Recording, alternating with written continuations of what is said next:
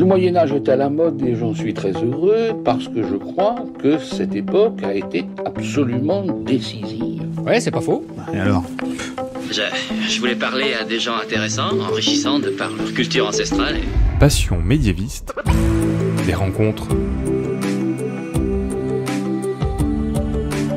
Bonjour à toutes et à tous et bienvenue dans ce nouvel épisode du podcast Passion médiéviste. Je m'appelle Fanny Cohen-Moreau et aujourd'hui vous allez écouter un épisode du format Rencontre. C'est un format où je vous propose de vous faire découvrir des personnes qui propagent le goût pour le Moyen-Âge par leur métier ou par leur activité. Et aujourd'hui, j'ai le plaisir de recevoir dans ce format Grégoire Ichou. Bonjour Grégoire. Bonjour. Alors Grégoire, je te reçois parce que dans les semaines qui vont suivre la publication de cet épisode, tu vas proposer des visites chantées au musée de Cluny, donc le musée du Moyen-Âge à Paris. Ce sera du 1er mars 2023 au 16 avril 2023. Et oui, auditeurs, auditrices, vous avez bien entendu des visites chantées. Parce que mon invité face à moi est effectivement guide conférencier comme une de mes précédentes invitées, Marie Armentia, dans la rencontre numéro 12, mais il est aussi chanteur comme une de mes autres invitées, Brigitte Laine, dans la rencontre numéro 14. Donc avec toi, effectivement, Grégoire, on va parler de ce concept des visites chantées, de ton goût pour l'histoire et de comment, par ton métier, tu propages ce goût. Alors vraiment, déjà, première question, Grégoire, qu'est-ce qui est arrivé d'abord dans ta vie ? Est-ce que c'est le côté guide ou le côté chanteur ? Alors, c'est assez clairement le côté chanteur. J'ai commencé à chanter au conservatoire à partir de mon année de 6e à 10 ans. D'abord dans un chœur d'enfants au conservatoire du 13e arrondissement de Paris. Et progressivement, à partir de l'adolescence, après la mue, progressivement un travail de soliste toujours au conservatoire. Et ta voix elle a beaucoup changé avec la mue, j'avoue que je ne sais pas du tout comment ça fonctionne. Alors, je suis passé de soprano, c'est-à-dire la voix la plus aiguë, qui correspond aux voix de femmes aiguës. De toute façon, les voix d'enfants correspondent plus ou moins aux catégories vocales des voix de femmes, soprano, mezzo, alto, à ténor, c'est-à-dire la voix d'homme la plus aiguë, en voix de poitrine, c'est-à-dire le mécanisme vocal qui est le même que celui de la voix parlée pour les hommes. Et donc, après ta mue, tu as continué à travailler comme ténor. Comment ça se passe, un parcours pour travailler ta voix de ténor ? Parce que tu l'avais, tu avais juste à travailler dessus. Déjà, je te remercie de me poser la question comme ça parce que beaucoup de personnes pensent que devenir ténor, ça veut dire quelque chose comme si, ou presque on essaie ténor ou quelque chose comme ça. En fait, ténor, comme baryton, comme basse, ce sont des catégories vocales, c'est-à-dire la hauteur moyenne de la voix, on va dire. Ça correspond entre autres à la taille des cordes vocales, pour les voix d'hommes en l'occurrence. Et tout le monde, même les gens qui ne chantent pas, professionnellement, tout le monde est plus ou moins ténor, baryton ou basse, c'est-à-dire on est plus ou moins dans une ou l'autre des catégories. Je dis plus ou moins parce que ce sont des catégories qui sont de fait artificielles, c'est-à-dire culturelles. Personne ne colle précisément à une de ces catégories vocales. On est tous entre ténor et baryton ou entre baryton et basse parce qu'il y a toute une infinité de tailles de cordes vocales, par exemple, et il n'y a pas 3 tailles de cordes vocales comme il y aurait 3 catégories vocales pour les voix d'hommes. Et parce qu'aussi, tu chantes pas que tout de suite aigu, tu peux chanter un peu grave, puis jusqu'au plus aigu. Tout à fait. Il y a des voix plus ou moins larges. Il y a des chanteurs et des chanteuses qui ont des tessitures plus ou moins amples, c'est-à-dire qui peuvent chanter des notes très graves et des notes très aiguës, ou bien des tessitures un peu plus restreintes. Ça ne dit en rien la qualité de leur voix par ailleurs. Et donc pour répondre à ta question, comment est-ce qu'on travaille sa voix de ténor ? Alors on la travaille comme toutes les autres voix, en prenant des cours de chant. Pour ce qui est de mon parcours, j'ai étudié dans plusieurs conservatoires. Au conservatoire, on l'appelle maintenant le Conservatoire à rayonnement régional de Paris, au sein du Jeune Chœur de Paris, qui qui, contrairement à ce que son nom indique, enfin il ne s'appelle plus comme ça d'ailleurs, je crois, n'est pas seulement un chœur, mais toute une formation pour jeunes chanteurs avec des cours de technique vocale, mais aussi des cours de théâtre, parler, chanter, des cours de langue appliqués au chant, des cours de formation musicale, c'est-à-dire de solfège, et beaucoup d'autres cours qui permettent de développer toutes les capacités que l'on demande à un chanteur ou à une chanteuse professionnelle. C'est vrai que j'avais pas pensé aux cours de langue, parce que oui, forcément, tu dois chanter parfois en allemand, en italien, donc il faut quand même un petit peu maîtriser ces langues-là, au moins pour savoir les prononcer, j'imagine. Voilà, c'est ça.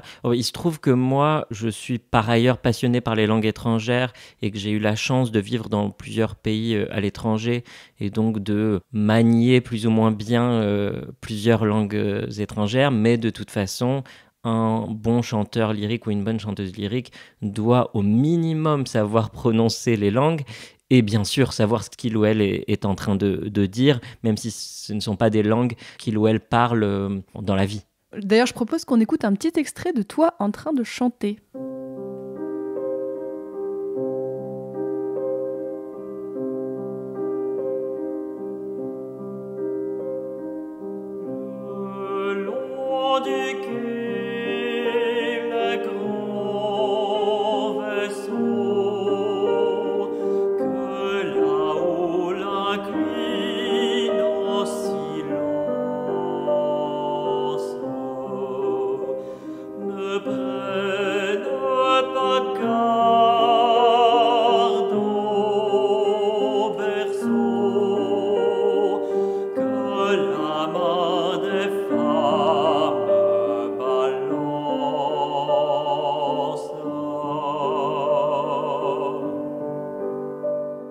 Bon là, on a entendu ta voix.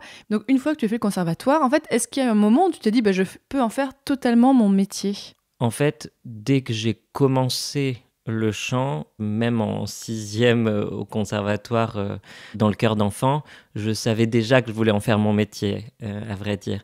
Donc ça n'est pas quelque chose qui est arrivé dans un second temps. Je te dis ça aussi parce que dans le sens, tu aurais pu te dire, ça m'amuse, je peux en faire un hobby, mais pas forcément en faire mon métier. C'est ça ma question aussi. Bien sûr, mais il se trouve que pour moi, ça avait une importance très grande dès le début, quelque chose de très intime, de très fort, et c'était de toute façon quelque chose qui allait être au cœur de ma vie, et je l'ai su et je l'ai voulu dès le début, et j'ai seulement travaillé beaucoup pour que ça arrive dans la réalité. Et on t'a dit, oui, tu peux en faire ton métier, en fait, ou t'as pas besoin que les autres te le disent pour le faire ? Alors, pour être tout à fait franc, je pense que j'ai aussi beaucoup aimé chanter dès le début, parce qu'on me faisait des compliments.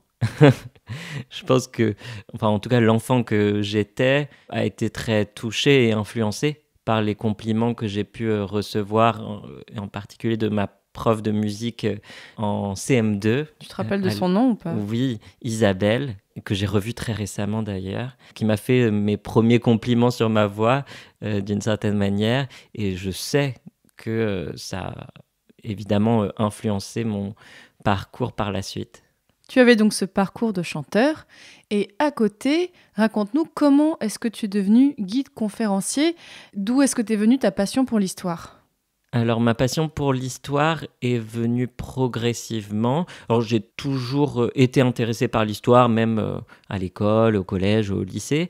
Mais c'est surtout à partir de l'université, ma licence de musicologie à la Sorbonne. Oui, tu as fait donc des études liées à ce que tu faisais déjà à côté. Tout à fait. En parallèle du conservatoire, voire des conservatoires, parce que j'ai été parfois dans plusieurs conservatoires en même temps, j'ai étudié la musicologie à la Sorbonne et j'ai adoré les cours d'histoire de la musique. Ça m'a vraiment passionné. Il se trouve que j'étais plutôt bon dans le domaine. Ça m'a tellement passionné que j'apprenais facilement, que je lisais beaucoup de choses. Et j'ai choisi aussi le parcours, une sorte de spécialisation ou d'option dans laquelle j'étudiais l'histoire de l'art, donc des arts visuels et de la littérature, en parallèle de mes cours d'histoire de la musique, sur les mêmes périodes. C'est-à-dire que j'étudiais par exemple la littérature et les arts visuels du Moyen-Âge, pendant que j'étudiais en amphi, en cours d'histoire de la musique du Moyen-Âge. Et ça, évidemment, ça a aussi beaucoup influencé la suite de mon parcours. Ah, mais tu devais avoir des emplois du temps très chargés, en fait, à l'époque. Disons que, mais comme beaucoup d'étudiants en musicologie, on est presque exclusivement des personnes qui ont au moins 2 formations en parallèle, c'est-à-dire le conservatoire et la fac, ou en tout cas un instrument, ou une pratique musicale et une pratique plus théorique à la fac. Toi, tu joues d'un instrument ou pas du tout? Alors, j'ai joué plusieurs années de la clarinette. J'ai un rapport un peu ambivalent à la clarinette parce que j'ai commencé quand j'ai commencé à muer. Et pendant ma mue, j'ai complètement arrêté de chanter parce qu'on m'avait conseillé de ne pas chanter pendant la mue. C'était à quel âge environ? Alors j'ai mué très jeune, j'ai commencé à muer à 11 ans. Et pendant 2 ans, je n'étais plus au conservatoire pour le chant et j'étais extrêmement frustré de ne pas pouvoir chanter parce que moi, c'était déjà décidé, comme je l'ai dit, j'allais devenir chanteur et c'était une grande frustration. J'ai fait de la clarinette pour remplacer provisoirement, même si en fait après j'ai continué à la clarinette pendant des années. Et donc j'ai un grand attachement pour cet instrument, ça reste pour moi le plus bel instrument avant, mais qui est teinté un peu de la frustration que j'ai pu ressentir pendant ces années. Je comprends, effectivement.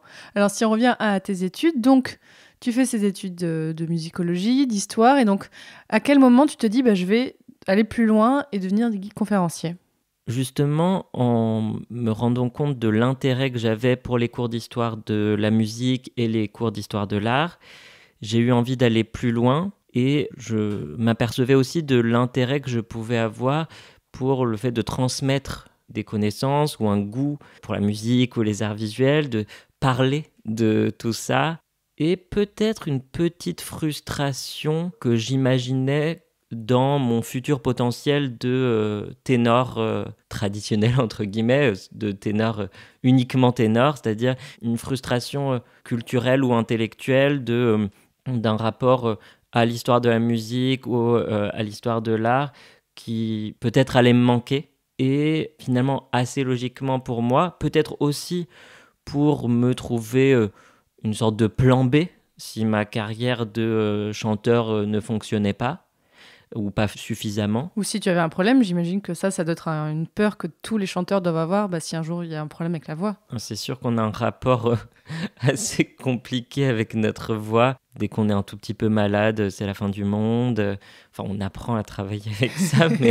Et donc oui, la crainte de perdre sa voix, c'est forcément présent. Bref, pour tous ces arguments d'ordre assez divers, il m'est venu l'idée de faire une licence professionnelle de guide conférencier qui regroupe des cours d'histoire, des cours de langue, des cours d'histoire de l'art et d'autres cours dont j'ai oublié les intitulés, qui permettent ensuite, une fois qu'on valide cette licence professionnelle, d'obtenir la carte de guide conférencier qui nous autorise à guider dans les musées et monuments de France.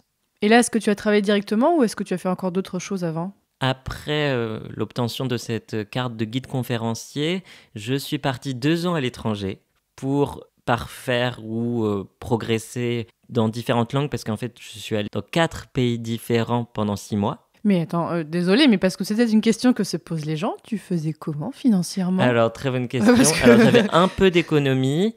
Ensuite, j'ai eu la chance que mes parents continuent à m'aider un peu. Et j'ai travaillé un peu, j'ai fait quelques concerts. Surtout l'année qui a précédé, j'ai donné pas mal de cours de chant. J'adore donner des cours de chant. En ce moment, j'ai pas le temps et ça me frustre.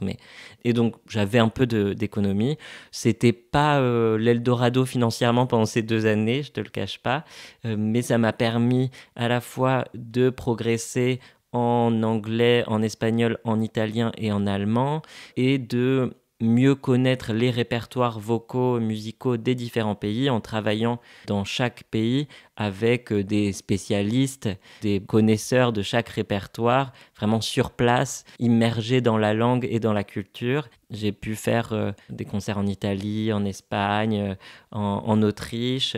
Ça a été vraiment une expérience très enrichissante. Et au retour de ces 2 années, j'étais encore en quête d'une certaine légitimité en termes de diplôme. Je sais pas, je n'osais pas être dans la posture du guide conférencier. Alors que tu avais toutes les cartes en main, normalement. Officiellement, oui. Psychologiquement, non. C'est-à-dire que j'avais besoin d'avoir encore plus de connaissances en histoire de l'art, avoir fait peut-être de la recherche, d'avoir aussi plus de connaissances en médiation, parce que c'est une chose d'avoir des connaissances, mais c'est autre chose d'en faire quelque chose et de pouvoir soit les partager, soit les transmettre, en tout cas avoir un discours dessus auprès de différents publics. Et donc, après ces 2 années, j'ai fait un Master 1 de recherche en histoire de l'art à Paris 1, à la Sorbonne. C'était quoi le sujet de tes recherches? Alors, tu vas rigoler. C'était un sujet très précis parce que mon directeur de recherche voulait absolument que mon corpus soit exhaustif.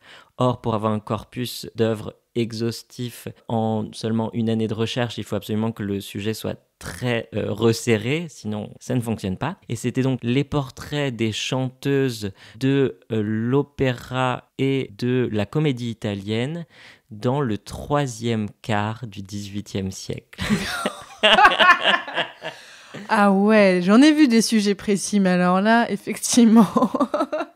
Mais ça m'a passionné, c'était à l'intersection de mon intérêt pour l'histoire de l'art, pour l'histoire de la musique et aussi pour les questions de genre, puisque c'était spécifiquement les portraits de chanteuses et que ça pose un certain nombre de questions spécifiques par rapport aux portraits de chanteurs. Et il se trouve que c'était en plus un corpus de portraits qui avait été très peu, voire pas étudié par des historiens et des historiennes de l'art auparavant. Donc là, est-ce que tu as travaillé ou est-ce que tu as encore étudié après ? Je commençais quand même à faire quelques visites et conférences en parallèle et à donner des concerts. C'est vrai que ça, je ne le dis pas, mais j'ai toujours continué en parallèle cette carrière de ténor naissante, si je puis dire. Mais j'ai encore fait 1 an d'études. Encore ? Oui, avec une 2e année de second cycle d'école du Louvre, ce qui correspond à un master, dans le parcours médiation. Donc là, pour totalement te spécialiser. Pour totalement me spécialiser. Et ce qui est drôle, c'est que j'ai fait tous ces zigzags en termes d'études qui aujourd'hui me paraissent absolument cohérents étant donné mon parcours professionnel, mais qui sur le moment, c'était quand même un peu des zigzags entre la musique, le chant, l'histoire de la musique, l'histoire de l'art, la médiation. Ça restait des domaines assez proches, mais ça ne me donnait pas la clé pour un métier en particulier. Ton entourage n'était pas trop inquiet de te voir aller et venir comme ça ? Faudrait leur demander. Non, je pense qu'ils avaient quand même assez confiance dans ce qui allait advenir. Et on parlait d'intersection, et bien justement, comment est-ce que t'es venue l'idée de faire tes visites chantées, c'est-à-dire des visites dans des lieux, des visites donc comme on pourrait voir traditionnellement, mais sauf que toi, tu y as rajouté ta patte et tu chantes à des moments. Comment est-ce que t'es venue cette idée de rejoindre tes 2 passions totalement ? C'est venu en plusieurs temps. Pendant ma licence professionnelle de guide conférencier, je devais écrire un mémoire professionnel sur un aspect du métier de guide conférencier. C'était très libre et j'ai décidé de créer sur le papier ce qui allait devenir mes visites chantées parce que j'ai voulu réfléchir justement à quelque chose qui me permettait de réunir mes différents intérêts pour passer des heures et des heures à écrire un mémoire sur quelque chose qui potentiellement allait m'intéresser et pas seulement pour écrire un mémoire parce qu'on me demandait de le faire. Mais ça restait très théorique. Ensuite, ça m'a beaucoup aidé, c'est-à-dire, comme c'était un mémoire professionnel, j'ai dû me poser des questions très concrètes sur ce à quoi ça allait correspondre, qui allait pouvoir être intéressé à la fois en termes de public et d'institution, quelles allaient être les contraintes potentielles. Tu as fait vraiment une vraie étude de marché presque. Oui, sauf que c'était très théorique et que je ne savais pas très bien si ça allait devenir réalité ou si ça allait rester dans un mémoire professionnel pour obtenir ma carte de guide conférencier. Alors, quand est-ce que c'est devenu réalité ? Mes premières visites chantées, c'était en 2017, au sortir de l'école du Louvre, dans le cadre de l'exposition Rubens Portrait Princier au musée du Luxembourg. Ah oui, donc t'as pas commencé n'importe où quand même. Non, c'est vrai. Et d'ailleurs, ça s'est passé de façon assez surprenante. Je pense que pour le coup, on peut dire que j'ai eu de la chance. J'avais contacté le musée du Luxembourg parce que dans le cadre de mes études à l'école du Louvre, il fallait que je fasse un stage. Et dans ma lettre de motivation, j'expliquais mon concept de visite chantée pour parler de moi et de mes différents intérêts, mais sans oser espérer que ça puisse intéresser le musée du Luxembourg. C'était plus pour trouver un stage. Et il se trouve que le musée du Luxembourg m'a répondu en me disant qu'il ne prenait pas de stagiaires cette année-là, mais qu'en revanche, ils étaient intéressés par mes visites chantées et qu'ils me donnaient un rendez-vous quelques semaines plus tard. Comme quoi, des fois, les gens lisent bien en détail les lettres de motivation. Tout à fait. Ça vaut le coup de bien les rédiger parce que moi, ça m'a été très, très utile. Et comment ça s'est passé, cette première visite ? Waouh, j'étais très stressée, je crois. Tu m'étonnes. Très sérieux. Maintenant, je suis quand même plus détendu. Mon travail derrière est encore très sérieux. Mais sur le moment, je suis plus détendu. Quand je repense à l'état dans lequel j'étais, je faisais pas le fier. Mais le résultat, je pense qu'il s'est... Enfin, moi, comme la plupart du temps, à la fin, j'ai trouvé que j'avais fait n'importe quoi, que c'était nul, que... On a un petit problème de... En fait, ce podcast devient une thérapie. Grégoire, explique-nous. D'où te vient ce problème de validation ? On va faire revenir ta prof de CM2, faudra que... Ouais, mais c'est ça qu'il me faut, en fait. C'est pas par hasard qu'on choisit un métier, on nous applaudit ou des choses comme ça. Enfin, j'enfonce des portes ouvertes, mais quand même. J'étais stressé et tout, mais j'étais content des retours. Les retours ont été très rapidement bons. Ce qui fait que le musée du Luxembourg m'a directement commandé des nouvelles visites chantées pour leur exposition suivante, qui était Tintoret, naissance d'un génie. Puis pour celle d'encore après, qui était l'exposition Mucha. C'est vrai que assez rapidement, finalement, ça s'est développé. En quelques mois, je suis passé de quelques toutes premières visites chantées à plusieurs institutions qui me contactaient, avec lesquelles j'avais des rendez-vous, et ça s'est développé assez vite. En quelques mots, est-ce que tu peux nous expliquer, parce que peut-être que les personnes qui écoutent n'ont pas tout à fait saisi, parce qu'une visite chantée, c'est pas toi qui chantes pendant toute la visite. Comment ça se passe en général, une visite ? Il faut s'imaginer une visite guidée traditionnelle, c'est-à-dire un parcours au sein d'un monument, d'un musée, d'une exposition temporaire ou bien de collection. Un parcours au cours duquel je donne des explications.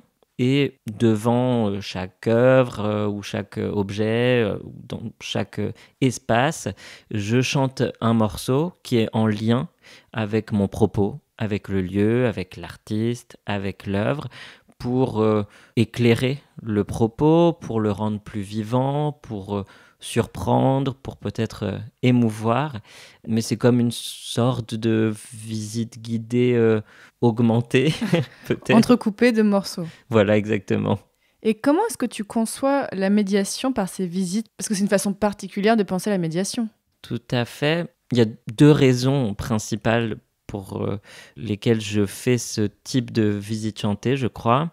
La première raison est complètement égoïste, c'est parce que ça me fait plaisir, parce que ça réunit des choses qui me plaisent, et je pense que quand on fait des choses qui nous plaisent, ça se sent. Ah moi je comprends, moi je fais la même chose. Voilà. Je fais du podcast pour un prétexte pour rencontrer des gens passionnants.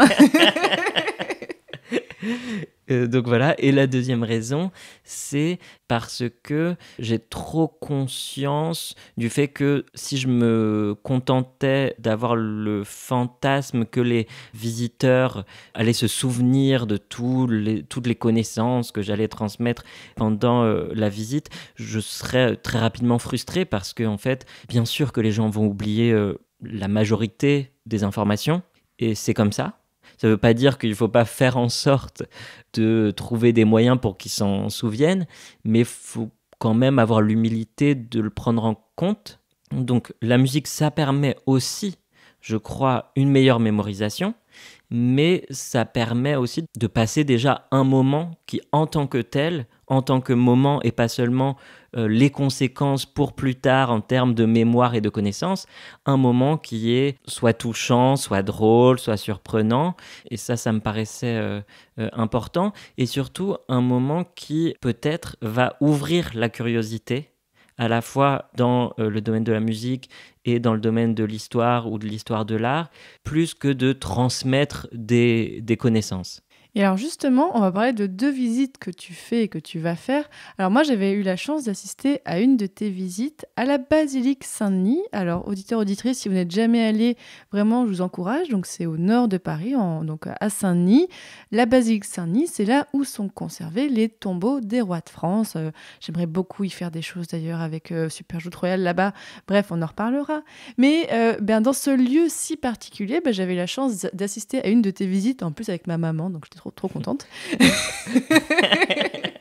Ce que j'avais beaucoup aimé dans cette visite, c'est que vraiment, non seulement tes explications et ta façon de chanter et tes chants, ça sublimait l'endroit, ça lui donnait vie. Parce qu'un endroit comme ça peut paraître un peu froid, on a de la pierre, on a comme ça des matériaux très bruts, donc on a des tombeaux devant nous, donc forcément c'est un peu mort. Mais toi, je trouvais que tu apportais à tout ça quelque chose de très vivant. Alors je ne vais pas divulgacher ou spoiler au cas où des gens iront voir, mais il y a un moment où tu chantes une chanson très étonnante, où on ne s'attendrait pas à entendre cette chanson dans un tel endroit. Mais raconte-nous, qu'est-ce que ça t'a fait de faire des visites dans cet endroit, donc d'un basilique Saint-Denis ? Alors, c'est un lieu qui est chargé d'histoire et qui peut paraître froid, mais c'est vrai qu'en tant que musicien, il y a quelque chose qui immédiatement m'a intéressé dans la conception et la réalisation des visites chantées à la basilique Saint-Denis, c'est qu'il y a une acoustique, voire des acoustiques toutes particulières, et c'est aussi beaucoup ça qui m'intéresse dans mes visites chantées, au-delà de tout ce que j'ai pu dire, c'est de faire entendre le lieu. Par rapport au Moyen-Âge, je fais entendre l'architecture gothique de la basilique Saint-Denis. Les voûtes à croisée d'ogive, ça ne va pas sonner de la même façon que d'autres types d'architecture. C'est une acoustique qui est assez réverbérante, qui n'est pas la même d'ailleurs quand je chante depuis la crypte archéologique. Donc il y a vraiment différentes acoustiques qu'on va découvrir avec les publics tout au long du parcours, ce qui permet de faire vivre le lieu. Tu disais qu'il pouvait paraître un peu froid. On fait vivre les pierres d'une certaine manière. Ça me plaît assez. Et oui, d'ailleurs, vraiment, auditeurs, auditrices, allez faire cette visite, parce que notamment, vous aurez peut-être la chance de temps en temps, il y a une petite surprise à la fin.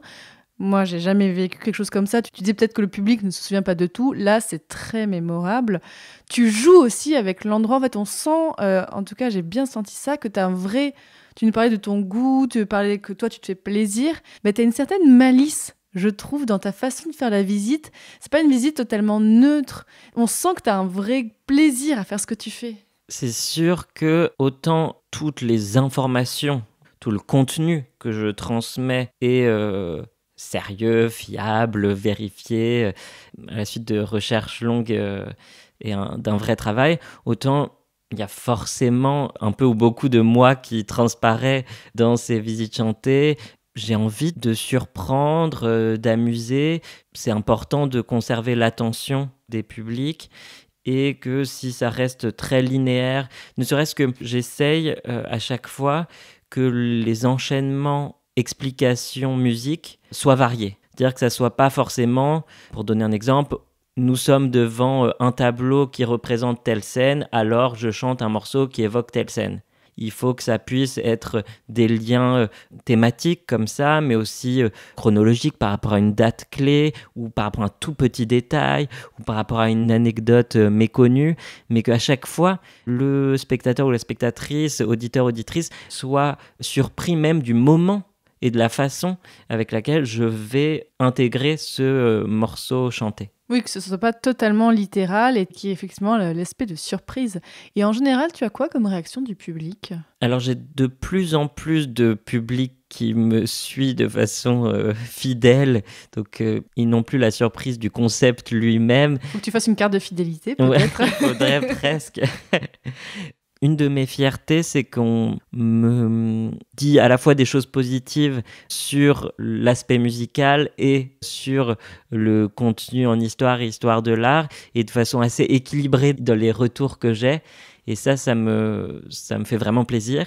Une autre chose qui me fait plaisir, c'est que je vois comme mon public n'est pas seulement fait de public qui suit traditionnellement des visites guidées ou qui va voir toutes les expositions et encore moins de public qui va à l'opéra parce que c'est un public encore plus restreint, il me semble.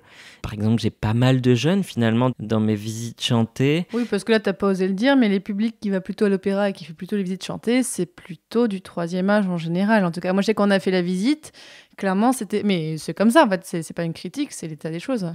Oui, c'est vrai que c'est un public généralement plus âgé. Pour l'opéra, c'est assez clair, un public assez aisé, même si les maisons d'opéra cherchent à trouver des solutions pour faire venir des publics plus jeunes et qui ne sont pas forcément des personnes avec énormément d'argent. Et je vois bien dans mes publics, et d'ailleurs de plus en plus, que mon public est assez jeune et pas forcément composé du public traditionnel, à la fois des visites guidées, des musées et des opéras. Bien, au moment où sort cet épisode, tu proposes donc en ce moment des visites chantées au musée de Cluny. Donc j'en ai parlé, le musée du Moyen-Âge à Paris, que auditeurs, auditrices, vous commencez à connaître parce que j'en parle souvent dans ce podcast.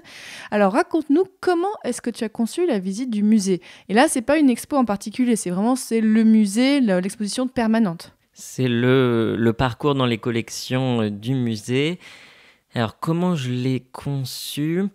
Comment est-ce que tu as fait ton choix d'œuvres aussi ? Parce que là, il y a des centaines et des centaines de choses et il y a beaucoup de salles différentes. Tu peux pas mettre tout en valeur. Alors pour le choix des œuvres, on a fait une présélection assez large, mais quand même une présélection avec l'équipe du musée. Et au sein de cette présélection, j'ai sélectionné les œuvres, les lieux dont j'allais parler en fonction de mes idées musicales, en fonction de la diversité que je souhaitais intégrer dans cette visite chantée.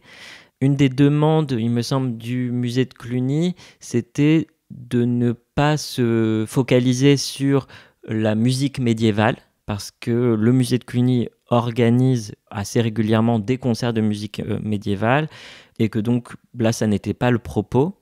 J'ai pas mal joué sur des anachronismes, des décalages au sein de ces visites chantées pour le musée de Cluny, des liens autres que chronologiques, même si je chante de la musique médiévale et j'explique même comment est construit ce qu'on appelle un organum, un type de musique vocale du Moyen-Âge, en chantant successivement les différentes voix qui se superposent. Mais je chante aussi beaucoup de morceaux d'autres époques. Par exemple, il me paraissait intéressant de montrer comme l'imaginaire médiéval a pu nourrir, tu le sais encore mieux que moi, mais a pu nourrir les artistes des époques postérieures au Moyen-Âge jusqu'à nos jours. Et je chante un extrait d'un air du compositeur Offenbach. Que j'adore. Voilà, que j'aime aussi beaucoup, qui date justement de l'année de la création du musée de Cluny.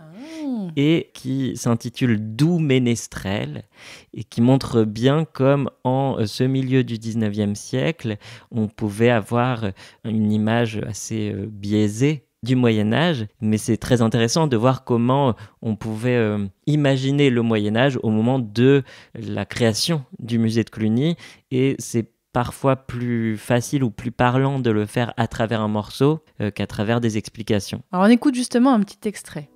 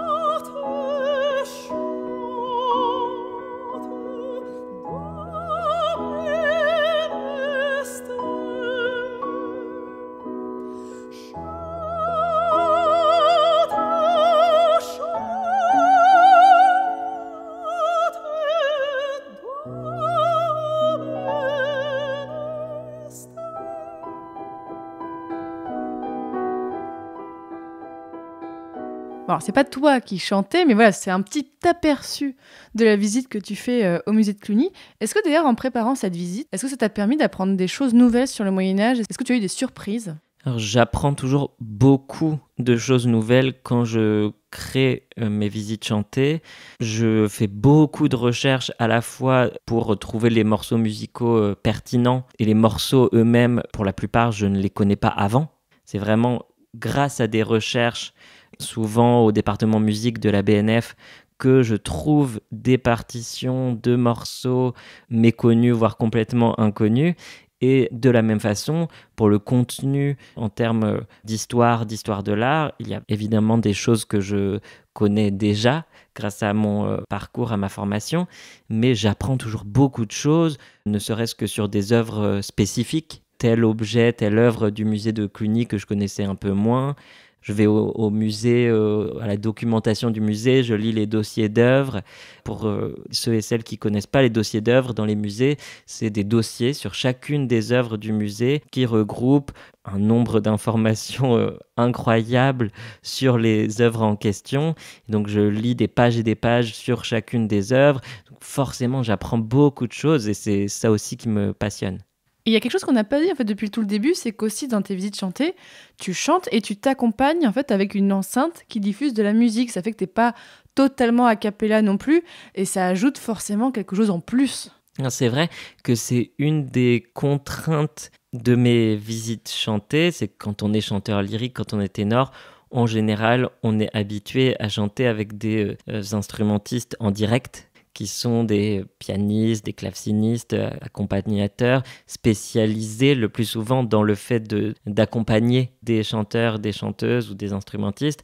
Et donc, il y a un rapport qui se fait et une richesse musicale très intéressante. Et moi, dans mes visites chantées, je ne peux pas faire ça. Et donc, j'ai fait de cette contrainte un atout parce que ça me permet de faire enregistrer chacun des accompagnements instrumentaux de mes visites chantées par différents instrumentistes en fonction du répertoire. Donc, au cours d'une même visite chantée, c'est le cas, par exemple, à la Basilique Saint-Denis, il peut y avoir des accompagnements au luth, à la guitare renaissance, au théorbe, à l'orgue, au clavecin, au piano, ce qui est assez difficile à faire au cours d'un même récital.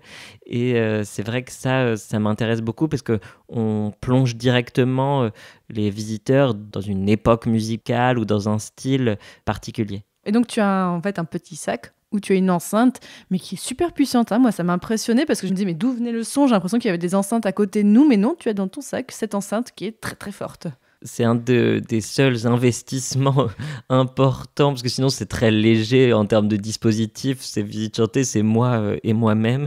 Mais sinon, je suis obligé d'avoir une enceinte de très bonne qualité pour que le son de l'accompagnement soit bon. Et ça, j'y tiens vraiment parce que je veux pas que le fait que ça soit itinérant et que ça soit sur des accompagnements enregistrés fasse baisser la qualité musicale de cette visite / spectacle.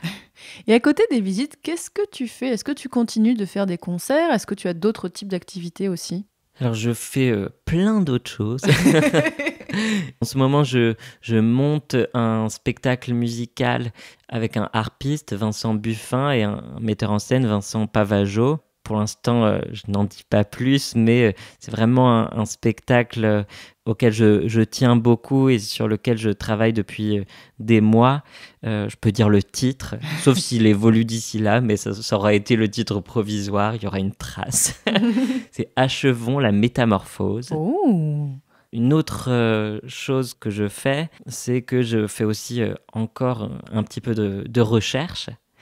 Et on m'a demandé il y a quelque temps un article que je coécris avec Jean-Michel Vinciguerra sur les portraits de chanteuses, chanteurs, danseuses. Mais tu y es revenu, mais exactement, c'est super. Exactement, sur les portraits de chanteuses, chanteurs, danseuses, danseurs de l'Opéra de Paris au XVIIIe siècle. Attends, tu fais juste un article sur ce sujet-là, mais il doit être très long l'article. Il est assez long.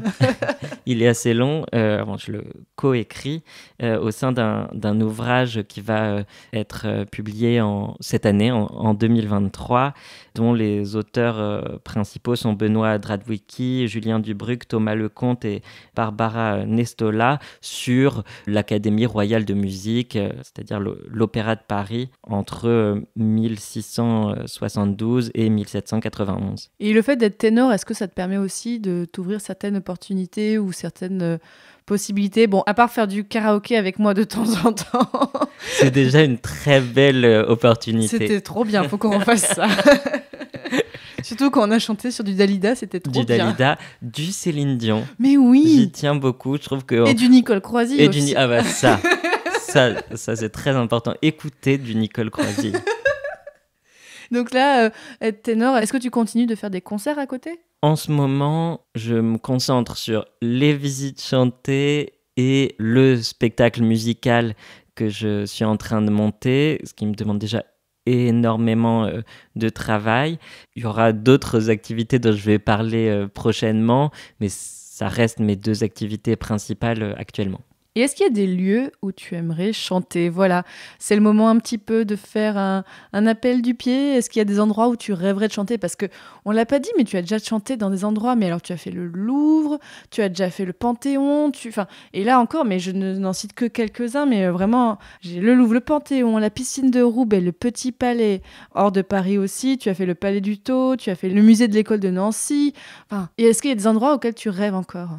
Alors, cette question est stratégique parce que la dernière fois qu'une journaliste m'a posé la question, ça s'est vraiment réalisé. Ah. J'avais répondu l'opéra comique et il se trouve que je vais faire des visites chantées de l'opéra comique à partir du 13 mai. Et ça, je suis vraiment très, très content. Alors, moi, je pense forcément au musée d'Orsay. Vraiment, je serais ravi, ou à des bibliothèques patrimoniales comme la bibliothèque de l'INHA, Institut national d'histoire de l'art, qui est vraiment magnifique. Plus généralement, j'aimerais peut-être créer des visites chantées un peu partout en France, voire dans d'autres pays. Je sais pas, parce que c'est vrai que pour l'instant, tu l'as dit un peu, j'ai travaillé en Île-de-France, en Hauts-de-France, en Normandie, à Reims, à Nancy, mais en fait, il y a beaucoup de musées et de monuments passionnants dans toute la France. Et comme je parle plusieurs langues étrangères, je serais aussi ravi de pouvoir exporter ce Grégoire concept. International. Je te le souhaite. Je te propose qu'on finisse là-dessus. Donc, merci beaucoup, Grégoire Ichou. Donc, je rappelle que au moment où sort cet épisode, tu proposes des visites au musée de Cluny, donc du 1er mars 2023 au 16 avril 2023. Tu seras donc aussi à la basilique Saint-Denis à l'automne 2023. Mais donc, auditeurs, auditrices, si vous écoutez cet épisode bien après sa sortie, eh bien, il y a toutes les informations sur ton site grégoireichou.com ou alors sur Instagram aussi, c'est ça ? Instagram, Twitter, Facebook, Ah. Pigeon Voyageur. Mais vraiment, auditeurs, auditrices, je ne peux que vous conseiller d'aller faire une visite avec Grégoire. Moi, je t'avais vu aussi au Théâtre du Châtelet. C'est vraiment quelque chose dont on se souvient parce qu'il y a toujours des surprises. Comme tu as dit, t'aimes bien surprendre. C'est comme ça qu'on s'est retrouvés sur la terrasse du Théâtre du Châtelet alors qu'il faisait froid. Mais c'était trop bien. D'ailleurs, j'ai encore des dates au Théâtre du Châtelet, au moins jusqu'à juin 2023.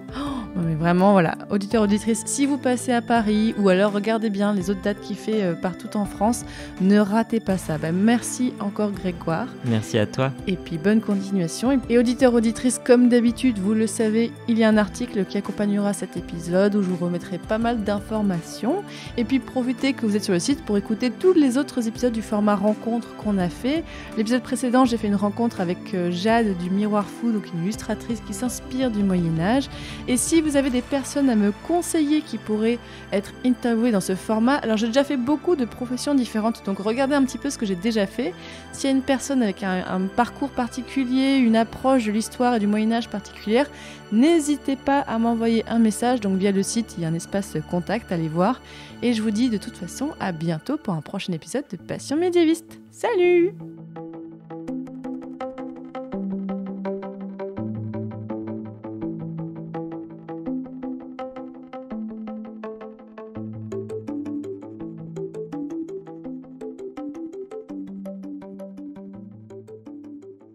L'enregistrement comme ça c'est fait, donc oui, on est Voilà, on est comme ça. On fait pas de la ASMR, mais presque. Mais- On pourrait faire de la ASMR. J'adore. Un jour où je fais un podcast. J'ai déjà fait, en fait, quand j'avais fait l'épisode sur les... J'avais fait un hors les murs, on a fait de l'ASMR parchemin, où j'ai enregistré des bruits de Trop parchemin. bien. J'adore. On va y aller. Donc, enregistrement avec Grégoire. Bonjour à toutes et à tous. Bienvenue. Hop, ça commence mal. C'était bien. C'était bien. Bienvenue. Bienvenue. On va revoir de l'eau. Et Ouais. puis voilà. Non, mais au moins, ça me met en confiance. Oh, bah Je oui, peux dire non, n'importe quoi. Ah mais oui. On est à la cool. Hein. Eh, ça y est, c'est fini. Ouais, c'est bon. Allez hop, au boulot.